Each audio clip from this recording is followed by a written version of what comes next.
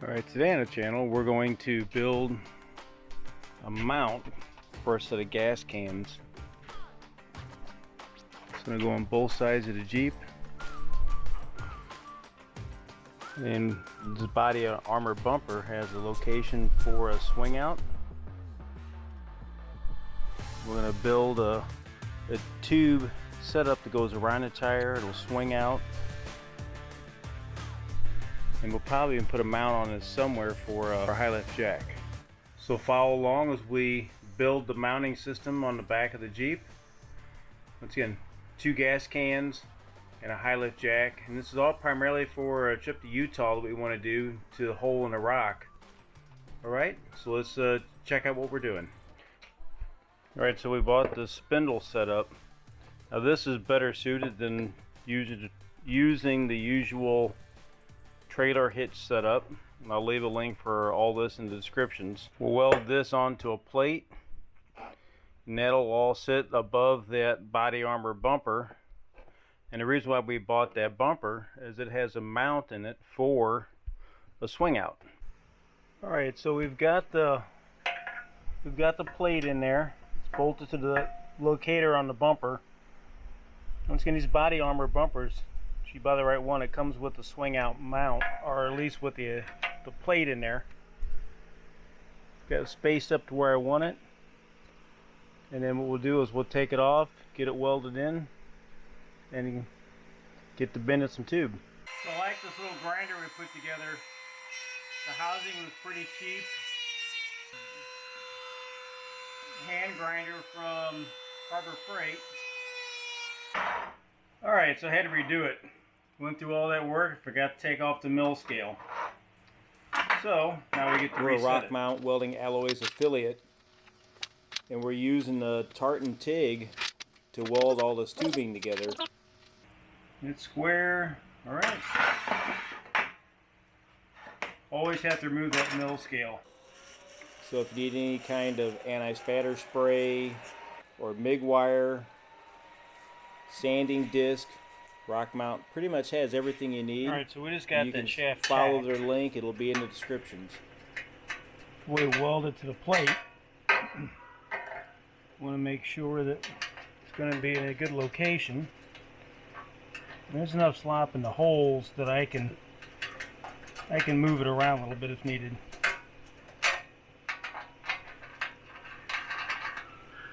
Square there. Fairly square there, so it's a good height. There's going to be a ring around this. Eventually this will be tacked onto the side to lock it in. So I just laid that root in, and then I'll come over the top of that with that Polaris MIG with some anti-spatter spray. I always do a quick test weld before I weld the project.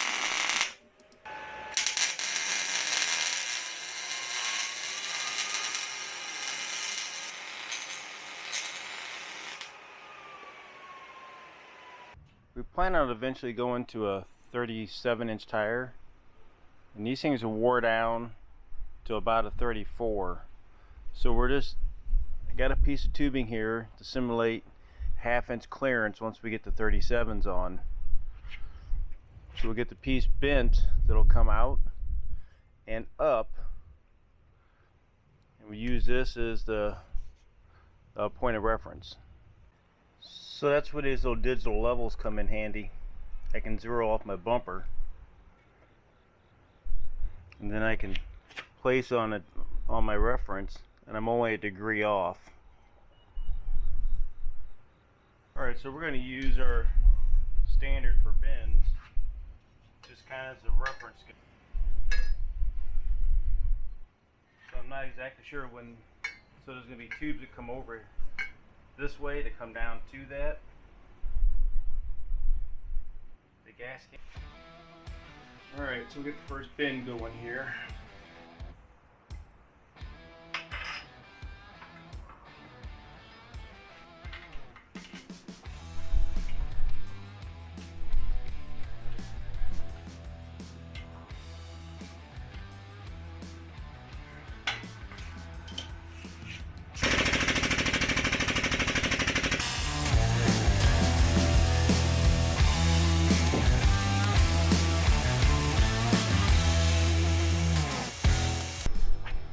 going to be a couple of pieces that come across the front of the tire like this and run down to that, and that'll be what ties everything together.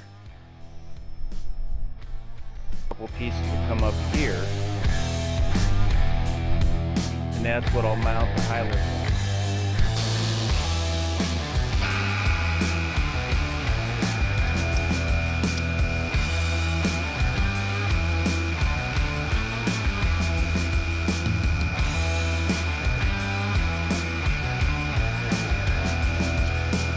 So we're going to rough cut this at this height because I think we're going to be down in this area, and then we're going to notch this. I got to turn this.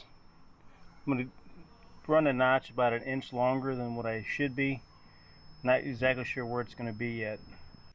Alright, so I printed out the template so I can notch that 1.5 inch tube to that 2 1/4 inch housing. It actually tells you what tube sizes were, what angle.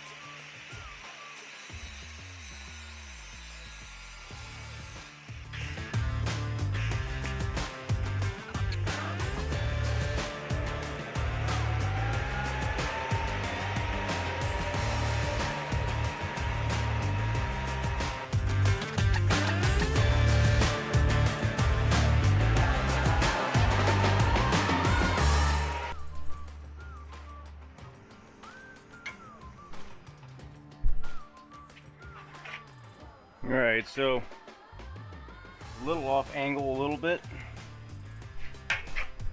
Something nice about this digital. So I'm 1.5 degrees off. I think we'll live with that. So I need to work on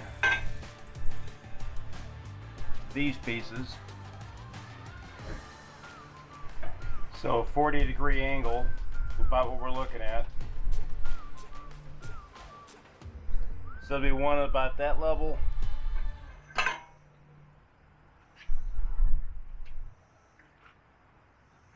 think we'll put one down in this area, and that way I can put something in this area. I don't want to cover up the backup camera. So we should be right about there, which I think looks good. Alright, so I got to come up with a nominal number for this notch. Some way to keep them all the same.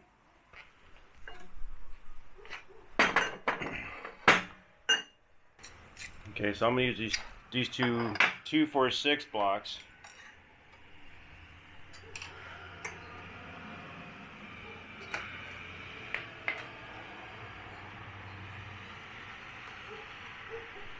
So I'll use this for the mark.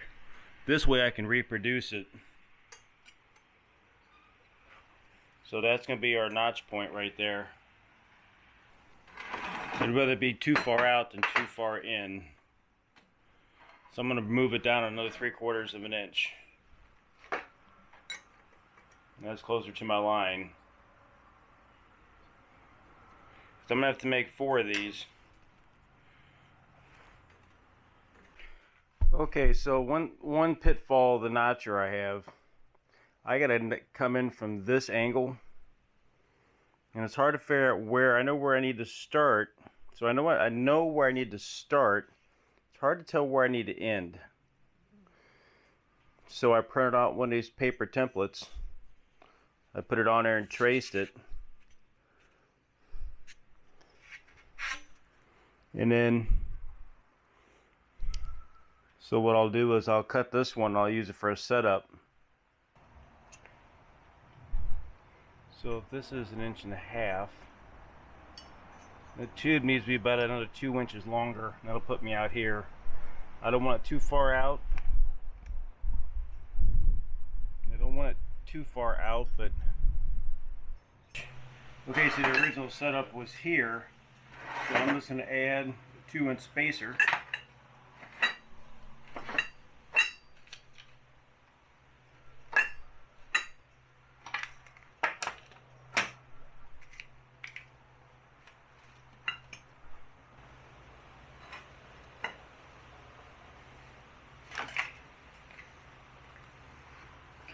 And I'll put us out here.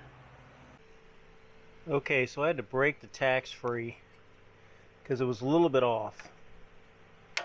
Okay, so if we put this on here and zero it, now when we go up here, it's floating back and forth to 0.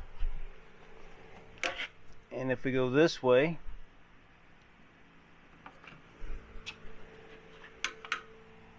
we're 0. It was just a little bit off. Where we seen it was on the piece we put on the tire here, I can see a gap. So now we can start getting the other pieces on. Picked up that Strong Hands magnet. That's pretty slick. Seen it at the FabTech show. I like to use that little 110 volt welder just to get everything tacked in place. I generally have to feather all the tacks before I TIG weld it.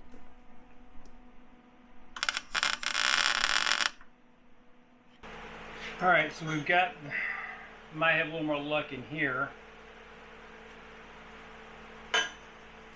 I was having a hard time getting the tubes positioned, so I brought it in and did it on the fixture table. It's the way I should have been doing it anyway.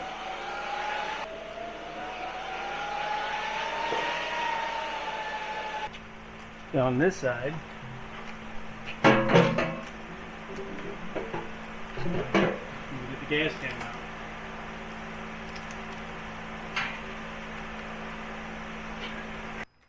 So here we're just getting set up to build the other side. That little tube with the ratchet strap works great to get everything square, you know, with the bumper.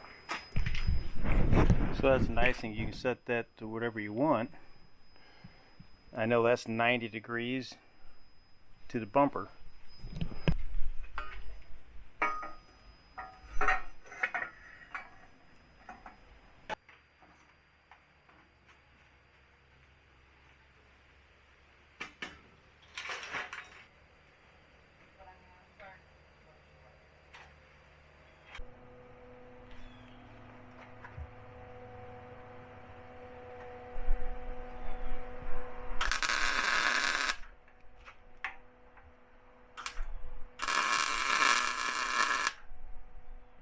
Alright, so this little bracket,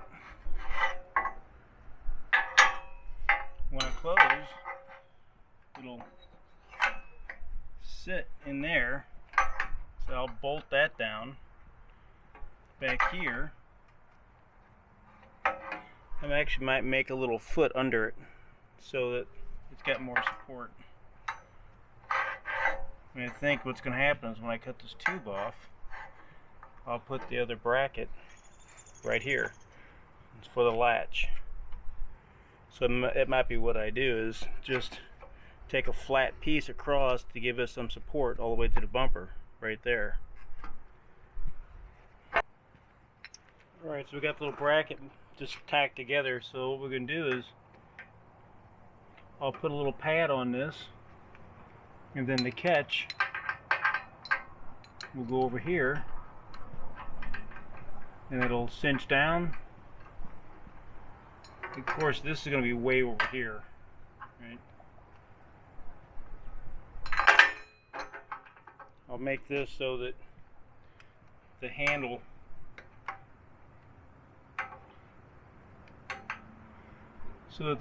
is right here. I make it just inside of here, so if I slide off of this, the D-ring will kind of be like its safety guard. Hope you enjoyed part 1 while we get everything all tacked together. Come along next week as we get everything welded together and get this fitted on, and hopefully get the gas cans mounted. So please remember to like, subscribe, and share. And whether it's in the garage, in a trail, or in a show, I'll see you there. This is Jeepingmo.